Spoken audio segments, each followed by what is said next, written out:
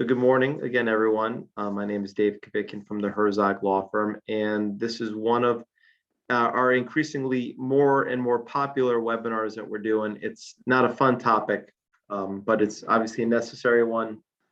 One of my partners says you don't get out of here alive, and that's true. And it's important to know what happens, God forbid, when loved ones pass away. Well, what's on our to-do list? Some of this is legal, some of this is just life type of things. All of it, I think, is pretty important. We'll get into what probate is and what it means if someone dies without a will. Does it even matter? The answer, of course, is it depends. All right, so let's start to get through here, and we'll start to talk about at least the obvious at the outset.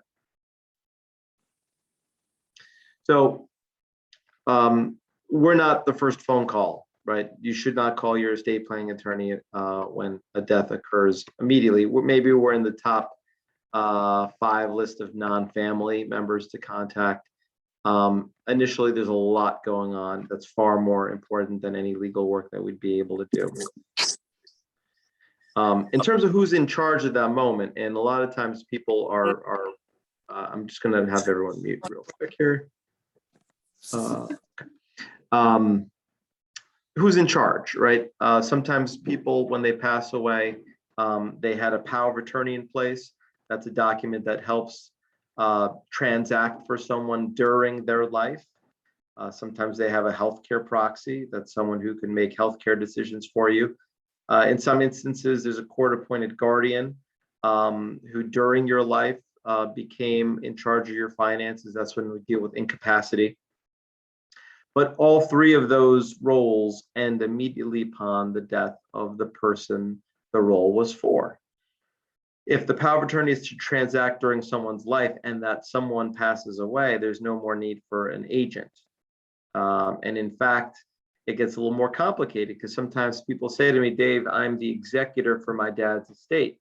And the first thing that I say every time I hear that is, I'm so sorry for your loss. And they say, well, what do you mean? No, dad's fine. I'm just in his will as the executor. And I say, okay, well, then you're not executor yet because the will hasn't gone through something called probate, which we're going to spend a lot of time talking about. So initially, we kind of have no one in charge. And that is often the case. Your power of attorney will not work. You could try, maybe it'll work at a bank, but they really should not be allowing anything once they know about a death. In terms of who to notify, again, this is not legal stuff. You want to let your primary caregiver, obviously close friends and family, your employers, an attorney, a funeral home. A lot of people have made arrangements for that day, and burial plots, or they've prepaid certain burial or funeral expenses, things like that. On the financial side, it's a good idea to let the different business partners you have, the banks that you work with, your accountant, know about things. When it comes to Social Security, they know death is a public record, and we'll talk about that when we get into paying bills of an estate. And so whether or not you notify some of these places, they will eventually know. When it comes to things like credit card companies on that list, we want to stop those phone calls that are harassing you for payment or your loved one for payment. It's a good idea to let them know there's been a passing. They have a whole department that deals with estates that are in charge of the bills associated with a credit card. In terms of the most immediate actions, obviously, we're concerned with other lives that live in that household, whether they are the lives of pets or children or grandchildren. We want to make sure that if it's wintertime, we want to make sure that the heat stays on. We don't want any pipes bursting. Sometimes we encourage people to change the lock on the front door just to preserve the personal property that's in the house. That assumes that that property inside the house has value. Value is in the eye of the holder. And it might be small things that are incredibly valuable to family members. It might be expensive things that are incredibly valuable to family members. We don't know what the lay of the land is, so it's always a good idea to kind of preserve the status quo until we have a little more of an idea as to where assets are going to go eventually. We don't want any bank activity after that moment unless there's other account owners on that bank. So dad had a bank account in just his name. I want to make sure that nothing's going to happen to that money. There will be a lot more inventorying of assets and getting a lay of the land in the coming days and weeks after a death, but these are the most immediate things. If there's a business that's in operation, sometimes we need to make sure that that business can continue to operate. There may be other people whose livelihoods depend on that business continuing, so that may be an immediate action as well. In terms of funeral arrangements, there are ways to pre-plan these arrangements. Sometimes we're doing it along with a Medicaid plan or some sort of Medicaid crisis plan. We're getting ducks in a row. The reality is that if the banks are on lockdown after someone dies and there's no one who could sign as a power of attorney, sometimes it's important to let the funeral home know, listen, got the bill, you will get paid, there's estate assets, but I don't have the authority right now to pay. Sometimes family members want to get that bill out of the way and they will put up the money and then we'll seek reimbursement from the estate for their outlay of cash to pay for the funeral home and those arrangements. In general, and I'm not the one owed money, but in general, everyone will just be fine waiting in line until the estate is actually underway and someone has the authority to sign. I'm sure that that could have blown up in the face of a funeral home here or there, but in general, they have the highest priority of getting paid. So they kind of know they're going to get paid eventually from the estate if there's anything in that estate. Where are documents located? The documents we care about are clues as to the extent of an estate, financial documents or internet usernames and passwords. It could be obviously a will, a trust, amendments to those types of documents, copies of deeds and things like that that can help us convey property later on. I hope the original of at least the will and the trust is with an attorney. There's nothing that says an attorney needs to hold on to these original documents, but the failure for originals to be offered up if there's a probate, that can be an issue that affects whether or not the will actually mattered. So if we lose a will, and by we, I mean you, if you lose a will, the presumption is that the person who signed that will, who created that plan, who left you money, they decided that was a bad idea and they deliberately on their own destroyed their will. That's the presumption that needs to be rebutted. So in general, we want to hold on to these originals. We have, a safe that everything is kept in. We're making sure that it's protected. It's your documents. There's no fee associated with that. It's just to keep it safe. Well, what's safer than a safe deposit box, right? Of course. Well, a safe deposit box is a little too safe. The way it works with safe deposit boxes is that obviously, if there's only one name on the box, I have a box and my name is on it. If I die, no one can access that box. Nobody at all. If I have two names on it, it's my wife and I. She also, after my death, should not be able to access the box. So, oh, wait a minute, her name is on it. Yes, but maybe my will said that I give, my watch or my gold bullion that I apparently have gold bullion now. I put that into my safe deposit box, but my will specifically gave that to, my daughter. Well, technically, my wife can go into that box and take that piece of personal property, so it wasn't even there to then go to my daughter, right? There's a threat to personal property, perhaps, right? What are you putting in the safe deposit box? Maybe things of value.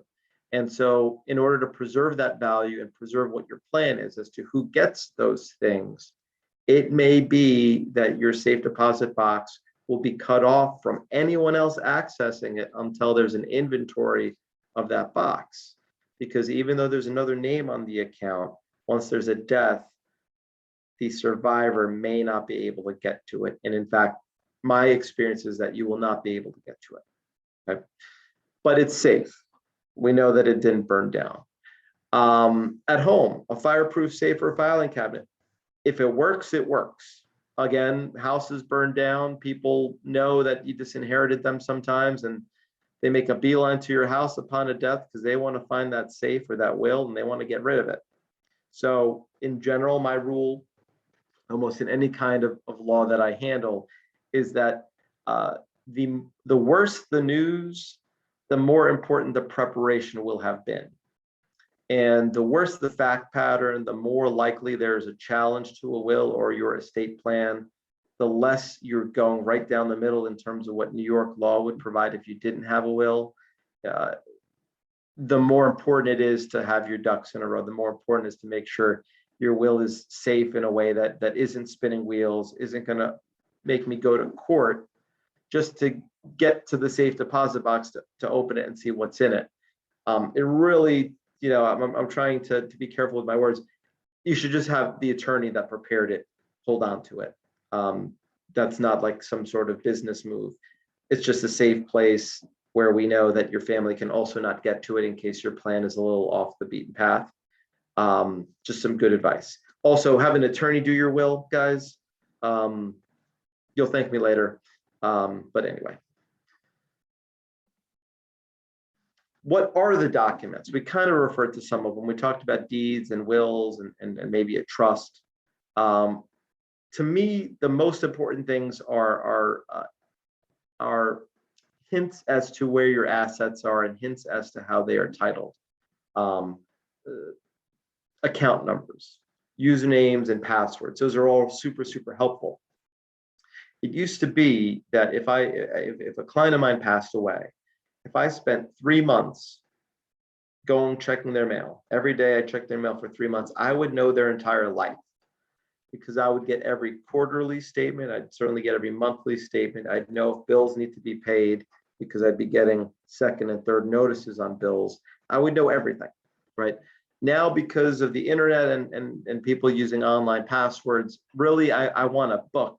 I want a piece of paper. I want a saved document. I want something that helps your loved ones know where to go, what kinds of assets you had. So at least we're not starting from scratch. If we knew you had a relationship with Pioneer Bank, as an example, well, that means that we could send them a letter saying, give us copies of statements for all accounts associated with this social security number, this person. Okay.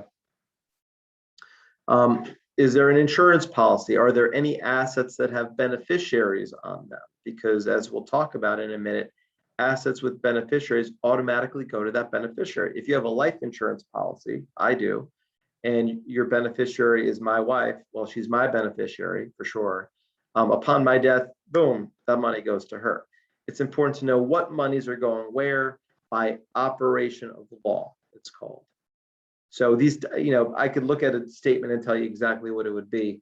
When people come in and they say, Dad passed away, I think he had a brokerage account, I'm not sure where, that doesn't help that much, right? So if it's, well, he's got a Merrill Lynch account, he's got a Janney Montgomery account, that is certainly helpful because now we know we can contact them and at least we have a hint as to where there might be assets. The legal process is involved. And part of my goal for you is that when you pass away, there is as little legal process as humanly possible. What that means is I want to avoid probate or an estate administration. I do want things to pass to people like that. Boom, boom, boom, right? I don't want you to unnecessarily spend on filing fees. I do get paid as part of the process. I don't need to get paid as part of the process. I prefer for it to be an easy process where my law firm is not handling 250 estate administrations like we do. It's just cleaner. It's not fun work, okay? It's not fun for the family either. It's undue delay. However, that being said, I do want you to have estate planning documents. I do want you to have a will, even though I want you to never use the will. Why? Because the will shows your intent as to where you want your assets to go. It's better than nothing. If we're going to talk about avoiding probate, I'd love you to do it by doing a trust, because not only could I have beneficiaries on assets, but I could also have rules on how money goes to those people. And just to really, pound you with this idea, let's talk about life insurance again. As an example, I have two little children, 2 and 8. When I tell people I have life insurance and I tell them my wife is my beneficiary, I ask them, who do you think is my backup beneficiary? And I always get a kick when people say my kids, because I think they're crazy. They're 2 and they're 8. Didn't you listen? I can't have them get $1 million life insurance policy. They're not going to get it at 2 and 8, by the way, right? There will be held for them. There'll be, a guardian or a monitor that will be put in place to hold that money. But they're going to get it at 18, all of it, because I didn't have any rules on that money, right? I may have had a will with rules as to when my kids get money, but because that life insurance went outside the will, it avoided probate, it's not governed by those rules. So what do? Well, I'm not going to name, my brother or my brother-in-law as beneficiary. I don't want them to get the money. The money's for my kids, right? So what should you do? Well, you should either go through probate and name your estate as the beneficiary of that life insurance. So in my case, it would be my wife as my beneficiary, my estate, the estate of Dave Kubikian as the backup beneficiary. That gets everything to the will, but then the will's got to go through probate. Better yet, I like the idea of creating a trust. The trust can own the policy, or the trust can be the beneficiary of the policy. So that way that trust has rules as to when my kids get money, instead of just saying my children and a percentage. Anyway, sorry, I get lost in this stuff. Sometimes you get me talking about life insurance. Sorry. What's probate? Probate technically is the proving of the will. You don't avoid probate by having a will. You go through probate because you have a will. Okay. The will has to be proven in court to be officially your last will and testament, that it was signed appropriately. There were witnesses to it, that it's a valid last will and testament in New York, that its rules as to where money should go should be followed. That's what probate is. A lot of times we generically talk about probate, not just because there's a will, but maybe there was not a will, but the process of probate, going through court to get authority for someone to administer this estate, pay bills of the estate, give money to different people. Sometimes we generically call that probate, like people call a Johnson & Johnson Band-Aid a Band-Aid, but they also call an adhesive bandage from CVS a Band-Aid. That is not a Band-Aid. It's an adhesive bandage. Band-Aid is proprietary. Probate is technically when there's a will. A lot of times you may hear me or other people talk about probate because you don't avoid probate by not having a will. That all that means is that New York State decides who gets your money, but we go through a very similar process, as you'll see. So probate is the proving of the will. What we care about is property that is governed by that will. And I'm going to talk in opposites. Probate property does not include things that automatically went to people when you died or because of your death. Things like joint accounts, things like life insurance, retirement benefits, brokerage accounts that may have a beneficiary on it. Maybe some of you have something called a life estate deed. Property that passes because of a death and nothing else but that death, no document needs to be proven. That is called passing by operation of law. And that means that that property is not subject to probate. In my life insurance example, there are bad consequences to avoiding probate sometimes, right? I can't have my kids be the beneficiary of my life insurance because of that. I got to either go through probate because I need the rules, or I need to have a trust to have those rules on the money if I really do want it to go to my children eventually, right? So typically when the first, if I died right now, okay, it would be obviously very sad for all of us. And then someone here contacted my wife and said, Dave died at one of his webinars again. And then she fainted out of shock and just pure heartache, I'm sure. And she dies now. Well, we probably didn't need to probate my will because everything was linked with my spouse, right? She was joint owner on everything. We're beneficiaries on each other's stuff, right? So when I died, everything went to her. The house automatically was now in her name, technically, the way the law works. She all of a sudden dies. Well, she didn't have me. I had her. She did not have me. We're going to have to probate that will. So even though temporarily right now I could say I could probably die right now by natural causes and avoid probate, that doesn't mean that that's an estate plan. That means that I got lucky in that I had her and she was on everything. If my Starbucks coffee here was poisoned and we're going to sue Starbucks, well then we will have to go through a probate no matter what, so we could sue the pants off of Starbucks.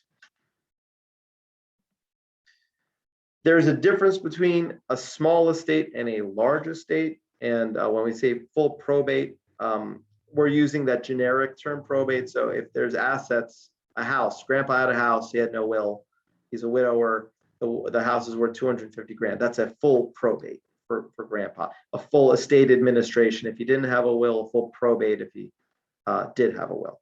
Okay. Full or not full, small or not small, depends on the value of the estate.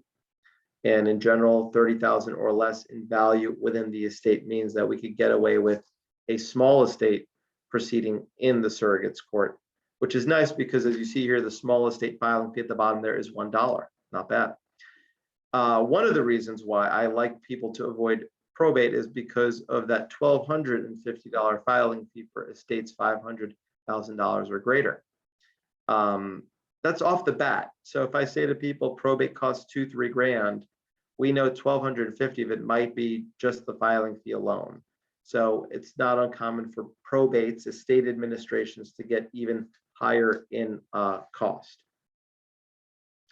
In terms of starting the probate process, we want a copy of the will, ideally the original, and we're going to prepare something called a probate petition. We're going to notify all people getting things under the will.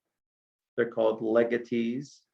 They're receiving legacies, as well as all the people who were entitled to get something from your estate if there was no will. That's called intestate distributees. So New York has a statute that says where your money goes if you didn't have a will. Okay, there's no beneficiary and there's no will.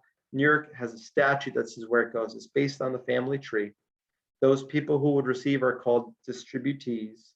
It starts simple, right? If I have a spouse and no kids, everything goes to my spouse. If I have kids but no spouse, everything goes to my kids. It gets more complicated from there. If there's no spouse, no kids, no grandkids, everything goes up to my parents.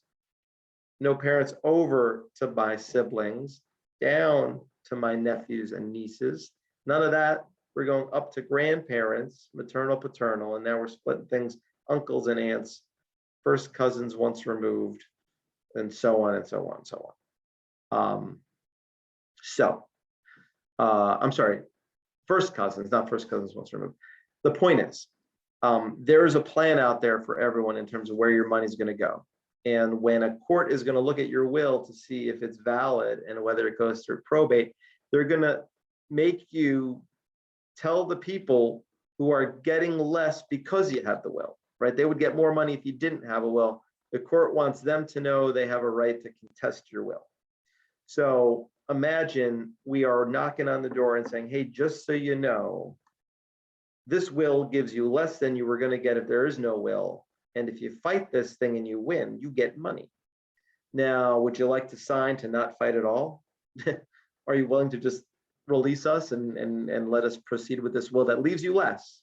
We could have left you more. You're being left less. So as you can imagine, sometimes there's a probate dispute. Sometimes it's legitimate. Sometimes it's not legitimate. Sometimes people get a legal document in the mail, as I'll talk about in a second, and they don't want to sign it. They don't want to pay an attorney to look at it. And that may cause unnecessary delay in the estate administration. It happens quite frequently. What does it mean to have a valid will? Well, you needed to know what you were doing. You had to have your mental capacity, and there's different levels of mental capacity. It could be a fleeting moment of capacity. You may have dementia, but have 10 good minutes, and it's quite possible in those 10 minutes that you signed a valid will. There needs to be at least 2 disinterested witnesses. These are people that are not getting anything under the will. Otherwise, they may either relinquish what they were going to get from the will, or the will might not be valid. So we need 2 disinterested witnesses. the witnesses need to be comfortable that you, the signer, knew what you were doing or you had your wits about you. It's not about whether your plan made sense in terms of what society thinks you should do. You don't have to leave your money to your kids if you don't want to. You can leave it all to charity.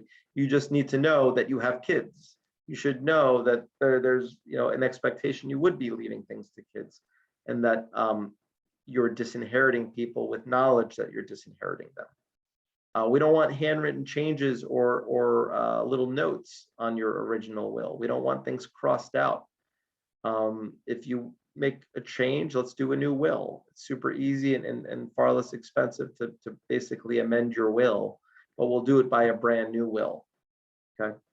But we go through this process of allowing people, or at least notifying people, that these distributees, that you have a right to contest whether or not this will was valid, whether all of these things check out. If and when the will is admitted, or if and when someone's named as administrator of the will, if they're, administrator of the estate, if there was no will. So a couple different terms here, right? There's this process of getting someone authorized to act for the deceased person's estate. If there's a will, we're trying to have the will be the document that names the executor, the person who will do what the will says. And then at the end of the process, assets go based on the terms of the will. So that's one road. The other road is there was no will. We know where everything goes. New York has a statute that said we just look at what the family tree is and we do the math. We still need to administer the estate, but at the end, there's this known result as to where all the assets go. Towards the beginning of the process, we either have a will or we don't. If we have a will, we're notifying people who have that right to contest, and we're asking them to waive their right to contest the will, as well as to approve this certain person as executor. So it's called a waiver and consent. I'm waiving my right to attack this will. I consent to the naming of so-and-so as a executor. These two things are mutually exclusive. You could have the will be admitted without the executor. What if the executor just, got indicted for grand larceny? That's not the type of person we want in charge of more money. But we do like what the will said. The will does represent the last will and testament of the person who passed away. So there's this two-step process. Normally, we get these waivers and consent signed. We submit all the paperwork at once to the court. It's pretty streamlined. Sometimes those waivers are not signed by the distributees. They got this thing in the mail, said sign here, you may have a right in this estate. They get squeamish. There's delays. Sometimes we have issues serving them with those documents. Officially telling the court we provided this and they just didn't show up to court. If there is no will, we still notify the distributees that someone passed away, but also that they have a right to become the administrator of the estate. It's basically the executor, but there was no will, so it's a different term. It's administrator. Once that person, executor or administrator, is approved, from that point on, the job is the same until the end. Your job is to marshal assets. You're supposed to collect assets. You're supposed to get assets valued. You're supposed to then liquidate assets or sell assets to be able to then move that money if that's what the will says. You need to figure out what bills are real bills of the estate, final tax returns. If there's property owned by the estate, make sure carrying costs are covered by the estate. Eventually sell that property or convey it to beneficiaries. Okay, the process is almost the same regardless of whether there's a will or there is not a will. The length of time it takes to complete a probate, and again, I'm using generic term probate here, so this includes estate administrations, I'm going to say it's a year. You see their minimum 7 to 9 months. It's usually 7 months from when the will is admitted or when the administrator is named. Normally, it'll take even longer than that. A lot of times, all that being said, we're waiting for 7 months to expire so we can officially close the estate. Legally, the estate should be open for 7 months after the will is admitted. We call it letters are issued, letters testamentary. The will has been issued, has been probated. the executor now has letters testamentary. That's like their badge to go talk to people. It's got to stay open for 7 months after that moment, because by law, creditors have up to 7 months to file a claim against the estate. This is a good time to remind you about bills. Every creditor is the same for the most part. And what I mean is, it doesn't matter if that creditor sent you a bill on the first date of the estate or on the last day of that 7-month period.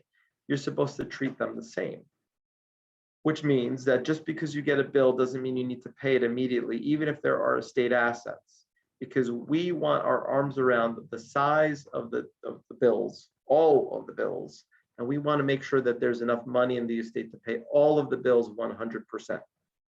Because if it turns out an earlier creditor, someone you paid on day one, got paid 100 cents of every dollar they were owed, but later on in the estate you ran out of money and some other creditor only gets 50 cents of what they're owed, that's a executor or administrator problem. Okay, we want to protect the executor or administrator. We do not want you to be too quick on it. There is no obligation for these bills to get paid immediately. In fact, it's more prudent to not pay them immediately. I don't mean this as a joke. We're no longer concerned with the credit score of the individual who passed, right? It's important to let creditors know, I got your bill, it's here. If you need more information on the bill, you ask for it. You say, this is an ambulance bill. He never took an ambulance, right? That's a legitimate concern there. Hey, National Grid, got your bill. Hey, MasterCard, bills received. I don't have the authority to do that yet. I'm not going to pay it yet. It looks like it's a solvent estate. There's enough money to pay it. Just hang tight. That's it. Okay. And they have whole departments that do nothing but hang tight. Beware of fraudulent claims, fraudulent bills. Death is a public record. I say this every time I do this kind of webinar. When my children were born, and when Alex, my youngest, was born, we got all sorts of things in the mail, coupons for all sorts of things from Bye Bye Baby, and Babies R Us still existed at that time. Why? Well, because the whole world knows that there's a public record there. A birth took place. We started getting Highlights magazine when my daughter was born. Why? Because it's a public record. When you move, when you buy a house, you start getting things from Home Depot and True Value Hardware and stuff like that. When someone dies, there starts being paperwork that's generated and sent to millions of people that die every year. And some people see the bill, they pay the bill, and someone is making out like a bandit, even though that bill wasn't a real bill. So your job as administrator or executor is to examine these kinds of things. Can a creditor go after non-probate assets?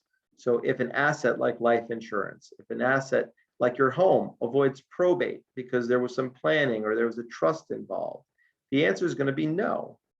Creditors of a person can go after the estate of that person, and non-probate assets are not part of the estate. However, sometimes creditors have a security interest in something, right? A car loan, the security interest is the car.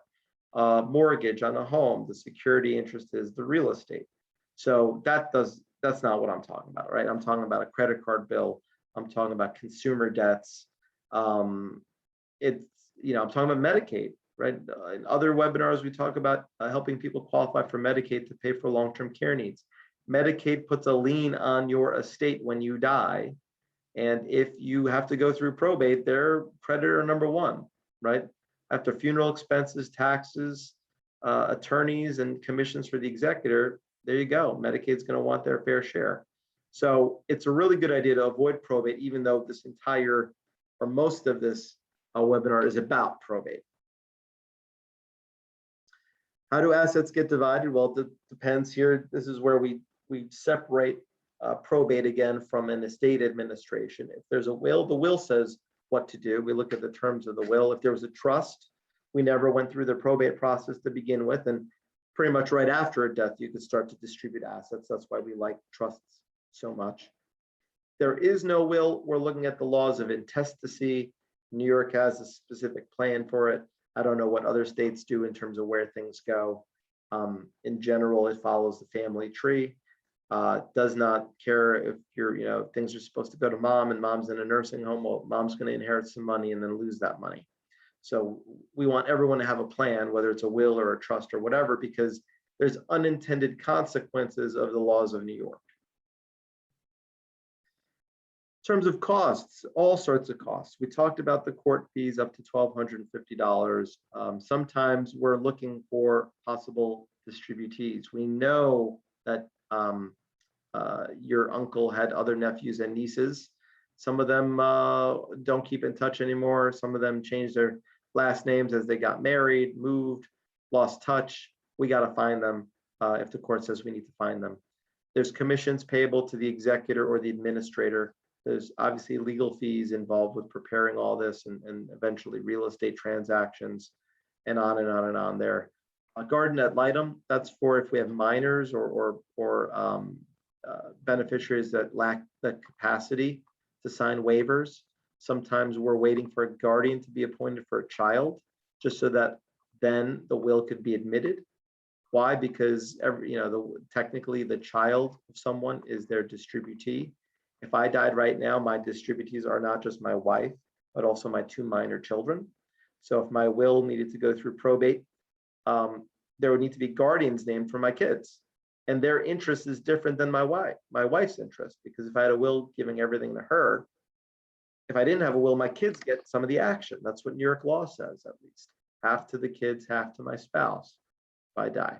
So it could get very costly. We have estates that have gone to 5 figures, estates that have gone above 5 grand. But for the most part, probate is 2,000, 3,000, maybe to 4 with filing fees all in. More important to me is that it's a completely annoying process. It costs money because it's a lot of work and it's annoying work, and it's all work that could have been avoided while doing other things like protect assets.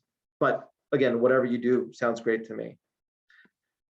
Complications. Sometimes there's fault lines with your children. There's little things that were nothing, but then once the lives that join these 2 siblings, right? Mom and dad are gone. These things open up wide. Maybe you say, you know what, I really helped my daughter out after her divorce, and now I want to help out my son in my documents. Well, that's an uneven distribution. Maybe daughter says, well, wait a minute, you help my brother out with his grad school, and that's not fair. There could be charities involved, and now the Attorney General's office is involved in the estate administration. There might be creditors that have a dispute with whether or not they should get paid. I mentioned minors being beneficiaries, other people who are incapacitated being beneficiaries. We just to get the will in or to administer the estate, we need people representing those incapacitated or minor individuals to represent them, sign off for them. These are all estate expenses. There might be property in other jurisdictions, other states, that make things complicated. Starbucks may have poisoned me, and we are going to sue Starbucks, right? There might be a lawsuit that we're going to wait on for years and years, class action lawsuit against Starbucks because of straws or something like that. So we don't know what the complicating factors are until they get complicated. And just speaking as someone who's in this field and does a lot of this, it's not as complicated as it would seem on like a soap opera. I've never done a will reading before. However, there's these unintended consequences that we've seen. We've seen mom inherit from daughter when mom's in a nursing home. We've seen minors get a lot of money that they're going to get at age 18, and hopefully they have a good life. So a lot of things can get complicated in the estate administration process. Lots of reasons to avoid probate. That's not having a plan, right? I want you to have a plan for your money. The plan is more important than probate or no probate. I tell my friends, who are my age don't die for a while, but make sure your life insurance goes to your estate. So you have rules for your kids, just in case you and your wife, pass away on your way home from dinner, God forbid. These are the things I talk about with my friends, by the way. That's why I don't have many friends.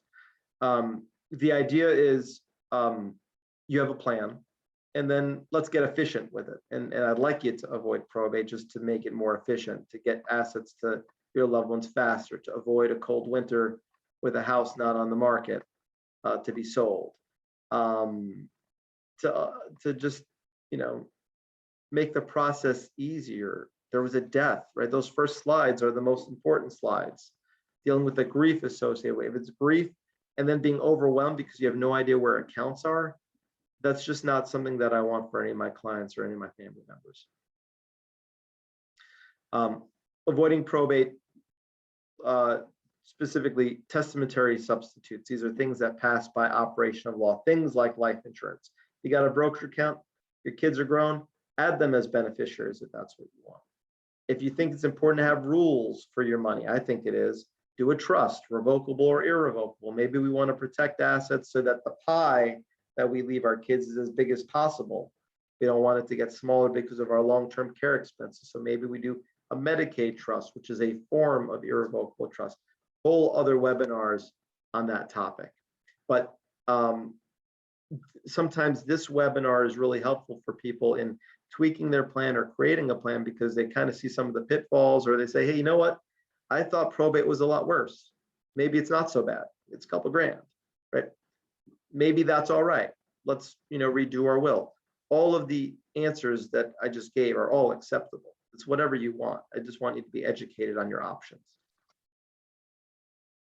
Speaking of being educated on your options, we do other webinars. You can go to herzoglaw.com to check them out. We do free consultations. We do them on the planning side. We do them for family members after a loved one passes away, where we want to gather as many of the facts that we may have, if you were an existing client, that the family may have, what mail they've collected, copies of tax returns, just to kind of do some investigating in terms of the finances to see, is there a need for probate? Or is it just a trust termination? Did everything just pass automatically to spouse? Those kinds of things we're happy to discuss with you. It's all free, and then you could choose to engage us if you want us. Thanks for joining us. I'm going to press stop record in a moment here. Suzette, we're going to get you the slides. We're going to get everyone the slides. And if you don't get it by, say, Monday, please email us, info@herzoglaw.com. And thanks so much, guys. Thank you.